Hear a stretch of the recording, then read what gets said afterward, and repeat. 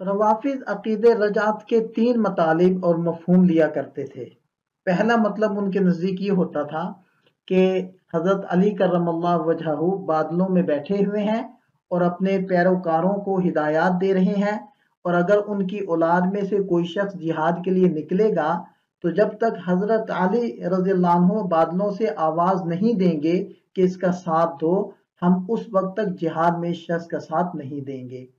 دوسرا نظریہ روافض کا عقیدہ یہ ہے کہ آخر زمانے میں غار سے امام غائب مہدی علیہ السلام کا ظہور ہوگا، تو ایمان بالرجع سے مراد یہی ظہور مہدی علیہ السلام ہے۔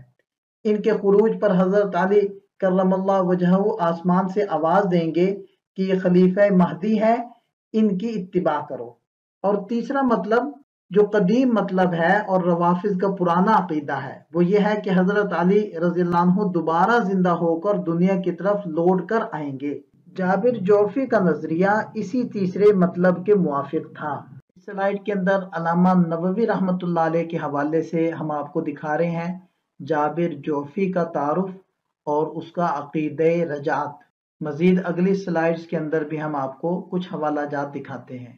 یہ 2 مشہور کتابیں ہیں، تو ان کتابوں کے اندر عقیدہ رجعت کو بیان کیا گیا ہے، اور دیکھیں کہ یہ جو مختصر اثبات الرجعہ کتاب ہے اسی کا یہ اقتباس ہے۔ اس کے اندر دیکھیں کہ مصنف نے بہت سارے اور مصنفین اور ان کی کتابیں گنوائی ہیں جن کے اندر عقیدہ رجعت کو بیان کیا گیا ہے۔